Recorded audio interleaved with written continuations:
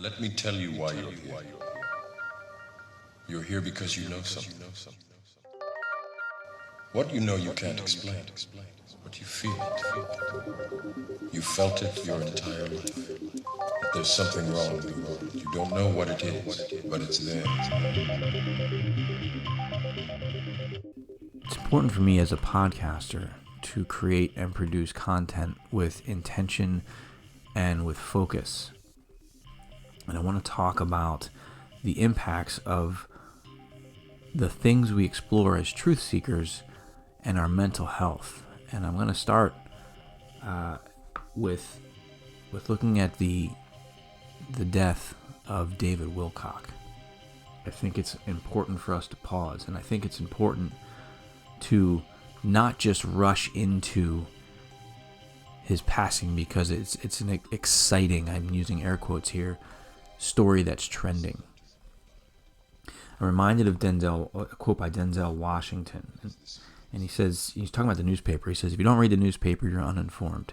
If you read the newspaper, you're misinformed. You care so much about being first, but you don't care about being right. What a tremendous responsibility you have to tell the truth. That means something. I'm speaking for myself now. That means something to tell the truth and to have integrity and to have honesty.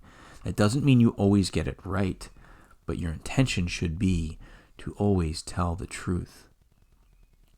And right now, things happen so fast because information spreads and everybody's competing to have that breaking story, to get the most clicks, to get the most likes. The value of your information matters less. The truth, the validity, the trustworthiness matters less because it's become a business model. It's also become a huge misinformation platform. The internet, the media, everything. And I don't know I forget who said it, but the more you repeat a lie, the more people believe it. There's a lot going on in the world right now with the war with Iran. There's the war in Ukraine with the UAP drop, the UFO files that just dropped yesterday. Today's May 9th, 2026. There's a lot going on. We need to be very mindful. So I want to cover a few things and share some experiences. I'm going to start by looking at the letter from David Wilcock's family. And I'll say this, I covered David's work in the early days of this podcast. And the man was a fascinating storyteller. And I remember listening to him speak. And ultimately, I came, and this is when he was working with Corey Goode and everything. It was very entertaining. And I came to a conclusion on my own saying, I'm not really buying this anymore. I don't begrudge the guy. I think, especially looking into things now after he's passed, it's hard for me. I'm looking at somebody who I disagreed with his conclusions and I disagreed with some of the information he shared. But I see myself in him. And I think a lot of us who are truth seekers can see ourselves in him. Because at his core, I believe he wanted to know. He felt that compelling drive. And I know that call, the obsession, the close encounters, mashed potato scene, as I talk about often, the obsession of this is important. I need to know this. I need to share this. And it pushed him. It pushed him, but ultimately it consumed him. And it's important. It's important to have a conversation from this perspective because I haven't heard this yet in these circles here. And as truth seekers, number one, I say that without ego. But as truth seekers, as people on a spiritual path for growth, people searching for enlightenment, again, without the ego aspect, because there is that movement, or is that brand out there where it comes from a place of ego. No, from people like you listening who want to know, who want to understand, to use that information to better your life and to better the lives of others around you in service to others. It's hard. It's a hard journey. There's two aspects to that, right? The self-improvement and service to others. It consumes you. I'm reminded of my favorite quote, and I've been thinking about this a lot this week, and then I'm going to get to the letter that David Wilcock's family shared with the world. But the Nietzsche quote of, "Be careful when fighting monsters that you yourself do not become the monster. For when you gaze into the abyss gazes into you." I sometimes embody that, and I don't even realize it. And what do I mean by that? I have worked in fields where I've been in service to others. And my job for, the last 25 plus years has been one of service. Whether it was military work, police work, and now education. I consistently find myself in a role where I'm responding to crisis level situations. Some dangerous, most not physically dangerous anymore. Sometimes still in education. What I've said often about when I left police work is that most people, not everybody, most people in their lives, they will experience a traumatic event. This is just my opinion. It's not based on data. It's my opinion. But most people in their lives will experience maybe 3 to 5 really bad traumatic events in their lives, maybe. And there's other people who experience a lot. But as a police officer, I'm encountering trauma 5, 6, 7 times a day. Sometimes less, sometimes more. Because our job is to respond to people when they're at their worst. And as a teacher, as an educator, especially in some of the lower socioeconomic neighborhoods that I've worked in, but also in some of the other ones, our students are bringing a ton of trauma and their problems. So day in and day out, as one who responds to that and one who reports that, again, I'm encountering that. And why am I sharing this? I've noticed mentally the way I think, the way I look at a situation now is, how could this go wrong? What are the problems with this? Like if there's something going on, a plan, a lesson, an event, I'm always looking at it from the lens of, how is this dangerous? And it creates a cynical view of the world. And you start to interpret everything from that lens. And you become a Debbie Downer. You become a Chicken Little, the sky is falling. You become like white noise. Oh, great, here we go again. Here's what's wrong. It can be very isolating. It's something that I work very hard to try to find a balance, because once you become the person who's always talking about how bad the world is or how bad things are, a lot of people don't want to hear that. I got to wake you up. I got to protect you. I got to save you. We've been doing that for a very long time, and the world is still spinning. And while the world is still spinning and all those horrible things are happening, there is still beauty and wonder that is occurring each and every day.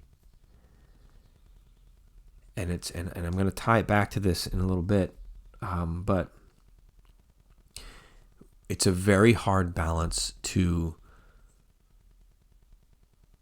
look at some of these things, bringing it back to the truth-seeking element.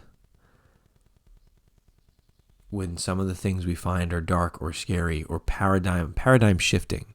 That paradigm shift, we often think of enlightenment, as I've said before, as this beautiful awakening, and sometimes that's the case. But sometimes it's horrible.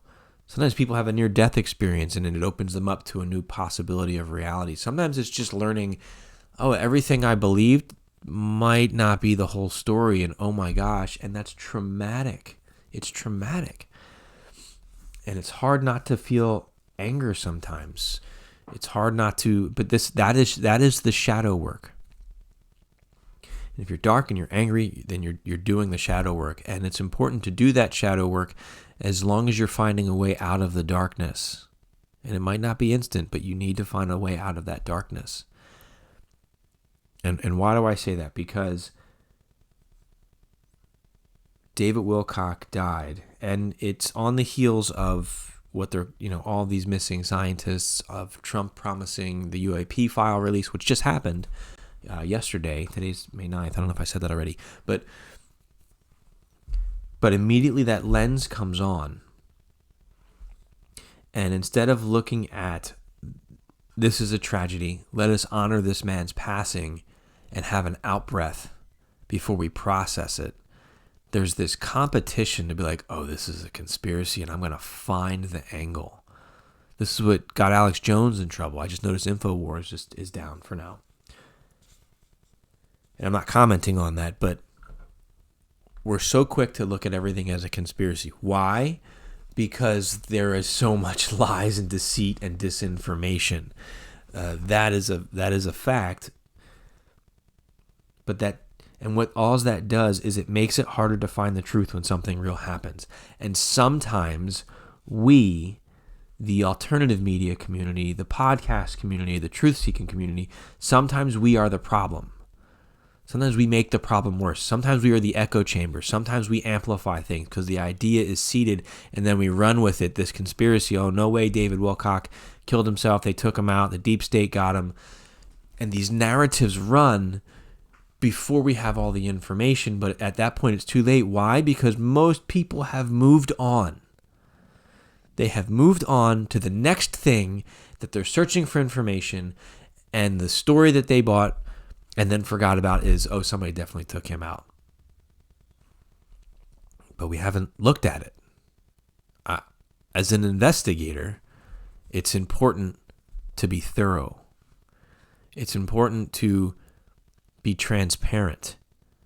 I try very hard to say, here's what we know now. I have all of those what if ideas, and sometimes I will share those ideas, but it's important when we share those ideas to say, I have no evidence to prove this. It's just a theory right now, and this is an area I'm exploring and vetting. I want to read the letter his family wrote. Some of us may have read it. And I'm not going to lie, I was rereading it this morning, and I was almost in tears. And I don't want to cry on a podcast, but it just hits close to home. So this is from his family here, and I got this from the Boulder County Sheriff's Department website. David Wilcock took his own life on April 20th, 2026, after a long struggle with depression and overwhelming financial debt. His family, and chosen family, hope this loss encourages more focused attention on mental health care access. David was born on March 8th, 1973, in Shantakity, New York. I'm not sure if I'm saying that right. During his childhood in upstate New York, he was a curious, sensitive, and introspective child, drawn to reading, science, research, and questions about how the universe works. He spent much of his time journaling and developing a vibrant, imaginative inner life. He laughed easily and had a big heart. He loved animals, meditation, music, scientific study, and lemon cake. From childhood, he had a deep curiosity about telepathy, lucid dreaming, the occult, palmistry, and the predictions of Nostradamus. Like many young people, he experienced painful periods of struggle and difficulty. I'm going to pause there for a second. How many of us does that describe from our childhood? How many children do you know have that light of curiosity? It's a beautiful thing. It's a beautiful thing. Continuing on, David grew up in a close-knit family that cherished music and art, was in his first band as a teenager, and played many instruments throughout his life. He developed strong interests in psychology and spirituality, subjects that would later shape his ethos and vocation. He attended State University of New York in New Paltz and received a bachelor's degree in psychology. David spent his life writing extensively about subjects he was deeply invested in. Some of David's most consistent messages concern the importance of focusing one's energies on service to others and the divinity of all human life. he cultivated a wide community around him based on these tenets. I think that's my commentary here. I think that's admirable. And I think that's what many of us get into this striving for. It's hard to sometimes hold that focus all the time because some of the things we learn are infuriating and very upsetting. And I understand that. Back to this letter here. He was known to the world as New York Times best-selling author with a with a big body of writing. I'm changing it, including the books The Source Field Investigation, The Synchronicity Key, The Ascension Mysteries, Awakening in the Dream, and The Reincarnation of Edgar Cayce, co-authored with Win Free. Talking to some of my friends within our community here, a lot of them said that his books are kind of what opened them up to the journey. There are a lot of us out here who, again, whether you ended up agreeing with everything he said, which who agrees with everything anyone says, he played a role in our spiritual journey. And I think that's significant and honorable. David was widely known as a media personality and lecturer examining issues such as UFOs, UAPs, and the paranormal. This only tells part of the story of a life that, like any other, unfolded through internal struggles, evolving beliefs, and a quest for meaning. David lived in a time shaped by the internet, and he himself shaped a segment of it. This powerful medium of communication magnifies both connection and confusion. Ideas travel quickly, expand logarithmically, and reshape thought structures. In remembering David, it is important to hold more than one truth at once, that some of his work raised concerns about misinformation, and that he was also a person who was on an eternal quest for clarity. That's important to note. I've adopted a philosophy of not trying to, quote, wake people up. Mental health can be a very fragile thing, and sometimes the core of someone's mental health is their belief system. Many are quick to attack mainstream religion because of the things that may get uncovered in our search for truth. But I know many people whose lives have been saved by religion. I know many people who have been able to come off of serious drug addiction because of a belief, the framework, the hope in religion. I know many people who serve others, who serve many, many people, thousands of people in beautiful ways because of their religion. So I often ask myself, does my path continue to lead me to serve others? As a measure to make sure I'm still doing what I feel is the right thing. Moving back to this letter, it's almost done here. Beyond his public persona, he was a human navigating the same complexities and vulnerabilities that shape all of our lives. His passing is a reminder of how important it is to meet one another with open minds and compassion in our hearts. The loss of a life can turn our focus to our shared humanity, whether we agree on life's unanswered questions or not. I don't know, these are my comments again, there's a little bit left. I don't know that I want to live in a world where everybody agrees. That's boring.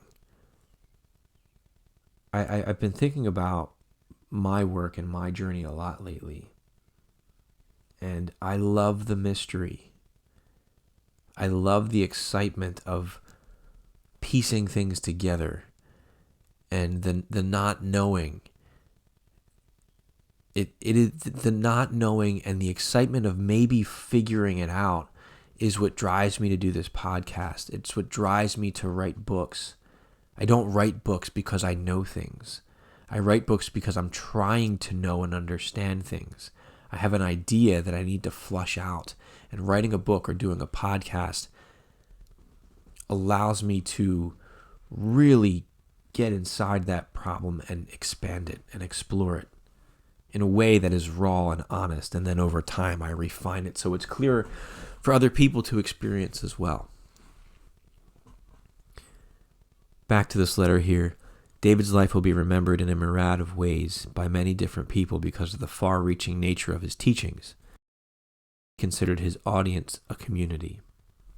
While he was known as a charismatic and engaging teacher to fans, those who were closest to him knew the depth of his untreated mental health struggles intimately. Many who knew him from afar have speculated that there is a cover-up involving his death, but we can assure you there was no foul play.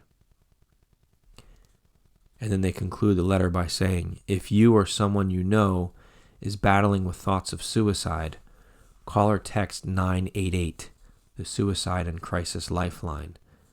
To honor David's memory and support others experiencing mental health struggles, donations may be made in his name to the crisis text line, crisistextline.org, or the American Foundation for Suicide Prevention, AFSP.org. I'll have those linked in my show notes as well. Mental health is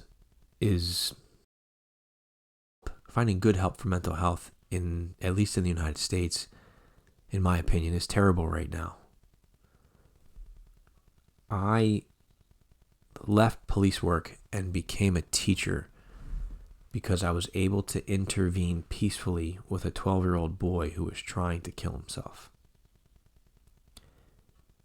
And I had a pretty profound impact on that child. He was locked in a car, he had a knife, and I got to the car and he wouldn't open the door. I'm going to summarize it here. And please open the door. I'm Officer Nappy, and F you. He's screaming at me. He was obviously very angry.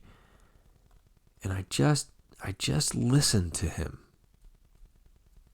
I could have smashed the window. I could have drug him out. I could have justified that because he had a knife and it was dangerous and I needed to protect him. But I saw in him that he needed someone to listen to him. And that's what I did.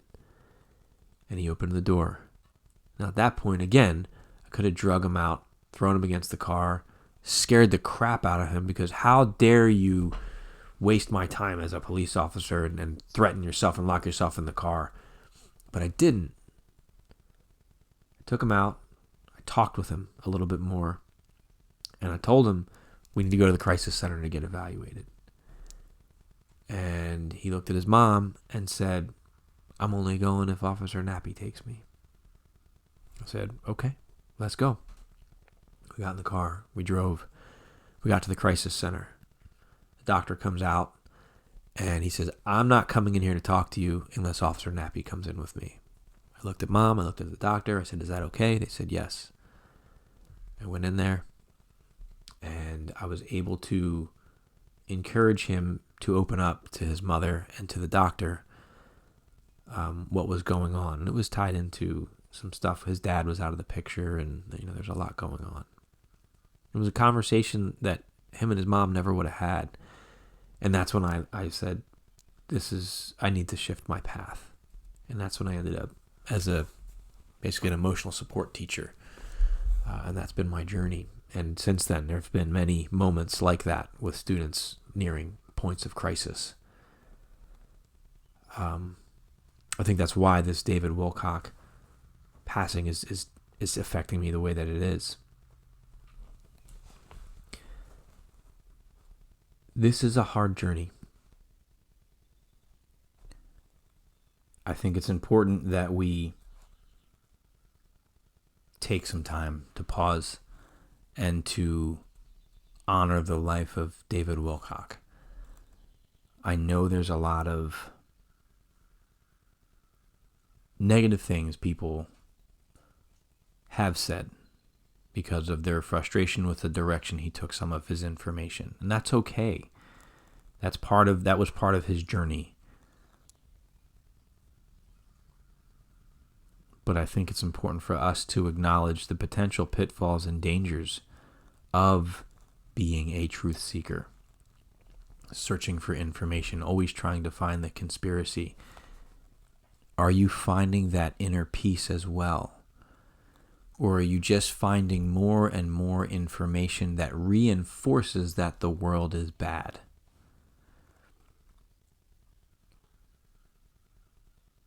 Sometimes just shifting what podcasts you're listening to can start to reshape how you're seeing the world. You need to take time to unplug from just examining how bad everything is. The world is still going to go on. But because things move so fast, every information dump makes us feel like this is it. I need to know this. I need to get this out. I need to share this. I need to explore this because everybody's in danger. Well, we're always in danger. There's always the potential for something. But maybe this is also like Schrodinger's cat. The cat is both dead and alive and everything in between inside Schrodinger's box. Maybe we really are conscious creators. And the reason why so much is being thrown at us right now is because it keeps us focused on the darkness, so we're not manifesting the good that's in the world. And I have done many podcasts on the science behind that potential. What we see becomes our reality. It's a very hard balance, right? Be careful when fighting monsters that you don't become the monster. It's a very hard balance sometimes. Our friend Birdie in the remote viewing community just dropped a pretty significant blog post that she titled "The Inner Truth," and I want to share it. She put it out on May 7th from her website, norivets.com. And she writes, "After much reflection, soul-searching, and many long conversations with myself about what truly matters, I've made a decision about the future of my work and teachings. For decades, I have explored consciousness, remote viewing, and what eventually became transdimensional mapping. Along the way, I have watched incredible people awaken to their own inner knowing and discover abilities they never imagined they possessed. I have also watched too many doors placed in front of sincere seekers, financial barriers, exclusivity, hierarchy, gatekeeping, and the idea that access to consciousness should belong only to those who can afford it. I no longer wish to participate in that model. The language of consciousness belongs to everyone, but this shift is about more than money. It is also about purpose. Somewhere along the way, much of the remote viewing and consciousness field became focused outward, predicting cryptocurrency markets, telling fortunes, peering endlessly into the future, chasing sensationalism, or obsessing over extraterrestrials and hidden mysteries. While I understand the fascination with these things, and I have certainly explored many unusual corners of reality myself, I believe we may have lost sight of something far more important. Consciousness work should first help us become more human. It should help us heal. It should help us understand ourselves. It should help us confront our fears, our wounds, our biases, our disconnection from one another and from the living world around us. The great mystery is not what is out there. The great mystery is who we are. I believe these tools were never meant merely to predict markets or endlessly chase external phenomena. They are meant to help humanity grow inwardly and spiritually. They're meant to reconnect us with meaning, intuition, compassion, creativity, and awe. We're living in a time where humanity desperately needs deeper connection to ourselves, to each other, and a larger universe of consciousness we are all a part of. These experiences should not be reserved for the privileged few. They should be explored openly, lovingly, and in community. This does not diminish the years of research, practice, and dedication that went into developing my work. If anything, it honors it. The greatest joy of this journey has never been building a business or providing extraordinary things. It's been watching people remember who they are. So I'm choosing a different path forward, one rooted in openness, curiosity, inner exploration, service, and love. There will be a structure, community, and opportunities for collaborative and operational work, but the core teachings themselves will be freely available to anyone who feels called to learn. I believe consciousness grows through sharing, not withholding. I believe knowledge expands when it is given freely. And I believe humanity is standing at the edge of a profound awakening, not outward into the stars, but inward into itself. Thank you to every student, supporter, explorer, experiencer, skeptic, and fellow traveler who has walked this strange and beautiful road with me. You have changed my life more than you know. Now let's open the doors and see who we become. I will still be here to offer classes and supply feedback, love, and understanding. Our new beginning TDM class focused on consciousness will be available to the public free of charge soon. More to follow. Love, Birdie. That's a very powerful statement. I want to comment on some of that because some of that directly speaks to and may even be about the work that I do, the work that I'm a part of with the Future Forecasting Group. I first want to say that I think that Birdie's statement is noble, and it's important, and it really moved me because I do at my core think that as a community, as a collective, it's easy to lose sight of what's important. I'm going to do kind of a loop talking about a couple things to tie this all together. When I was a police officer, I had a quote from George Orwell that hung in my home. It said, men sleep peacefully in their beds at night because rough men stand ready to do violence on their behalf. And I took and still take a lot of pride in that statement, in that embodiment. I'm not a proponent, is that the right word?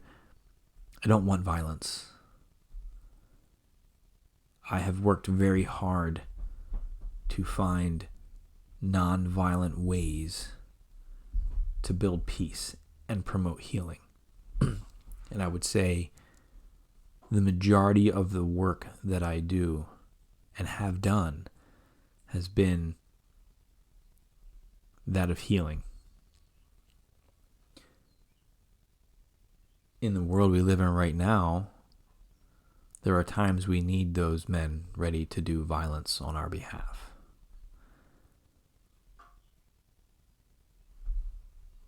And I don't say that as a counter to Birdie's letter.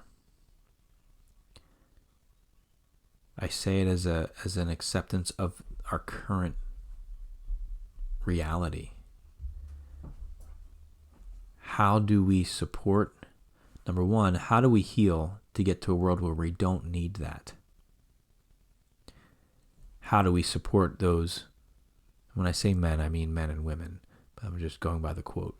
How do we support them so they can still heal? As I'm processing this, I'm understanding that second part of Nietzsche's statement. When you gaze long enough into the abyss gazes into you. I may be walking a path right now of peace and healing and non-violence. But once you see certain things, you're changed forever. Once you see what the ugly side of the world, you're changed forever. It doesn't mean you're damaged. It doesn't mean you're broken. You have just seen what's possible in a way that other people haven't. So I think trying to walk that path of healing is very important. There's that fear and that anxiety in me because I know if I choose not to focus on those things, some of those things are still going to happen. And people might get hurt. which is why I value the work that I get to be a part of in looking forward towards the future, in understanding the shifting economy. I've spoken on this show and on the other podcast about the importance of finding a balance. And I don't always have it, but I struggle to get there, because we could have one extreme where it's doom and gloom, Chicken Little, the sky is falling, we're all in danger all the time with everything I look at. And we can have the other extreme of love and light, everything's fine, just put love in your heart and we're all going to be okay. Neither extreme is true. Maybe they're true for a while, but neither extreme is true.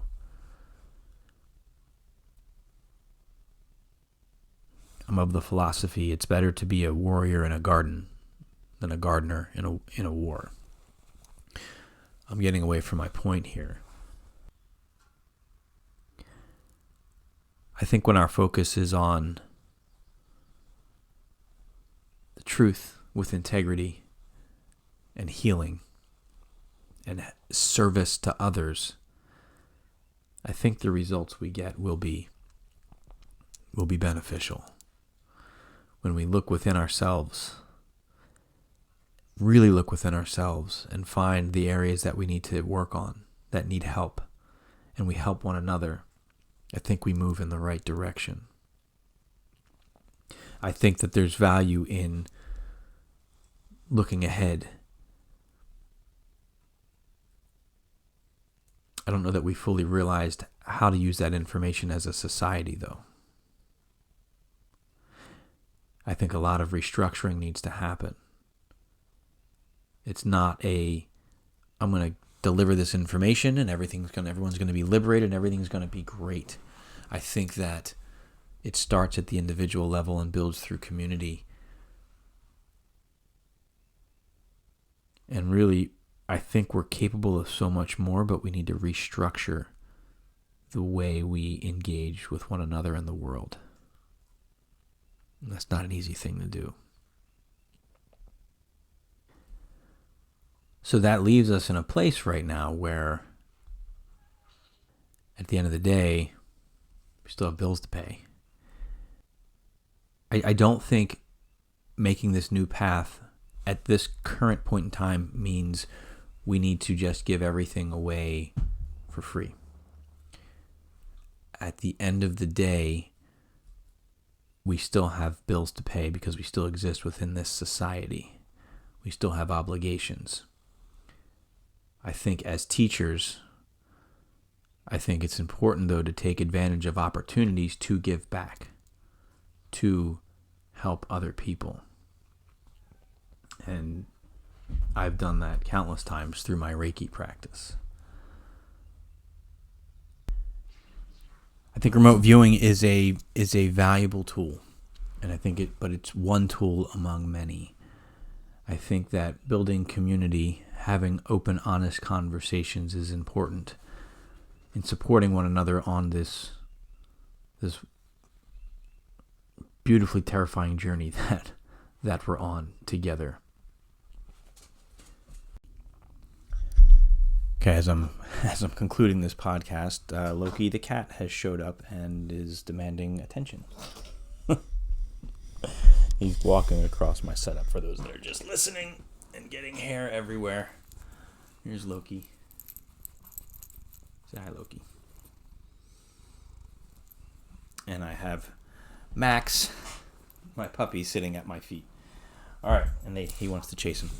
Ultimately, if I had to give one takeaway for this entire conversation, reflecting on David Wilcock, reflecting on Birdie's post, and I didn't really have a chance to get into the UAP drop, which I think should probably be another conversation at this point. I was going to try to tie it in.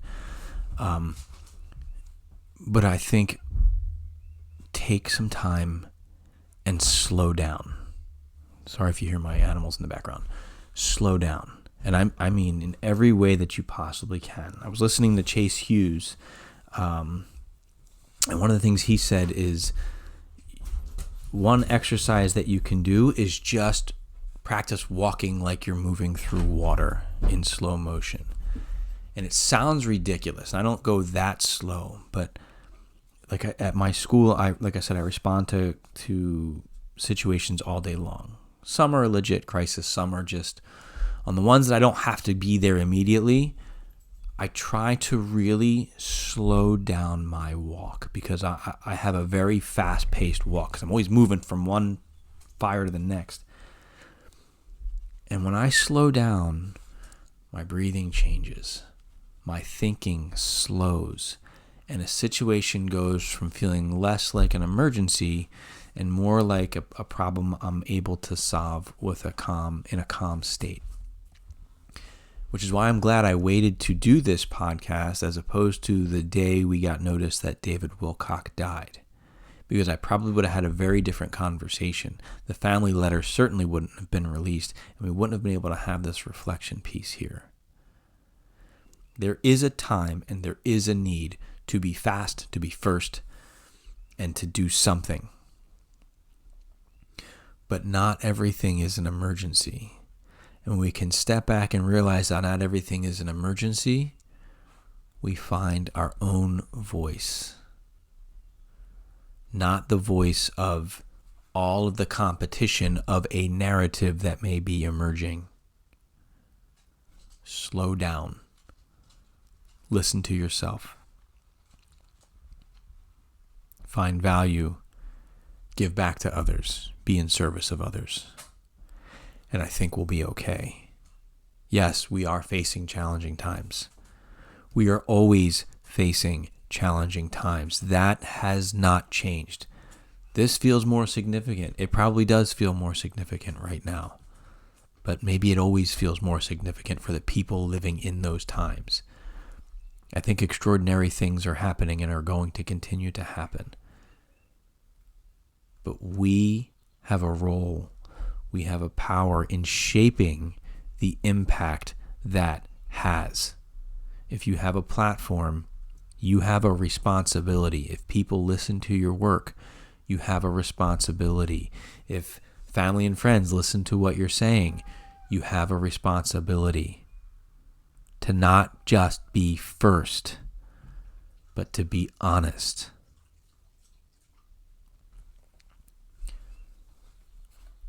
All right, friends, that's going to wrap it up for this one. I'd love to know your thoughts, your experiences, where you think this is going.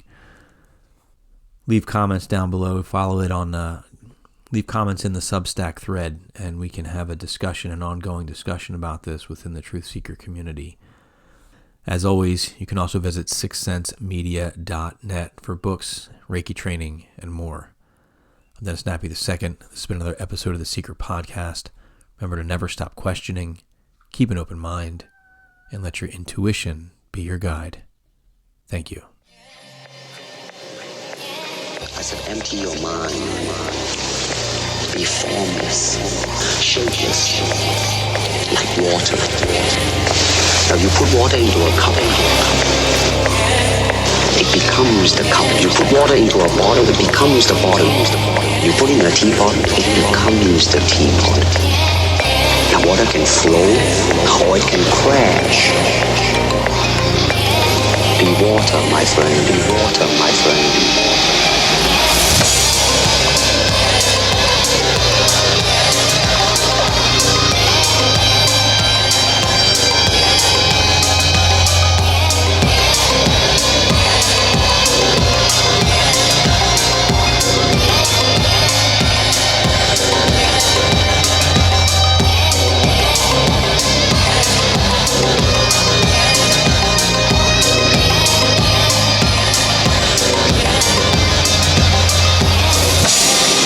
Water, my friend, my friend.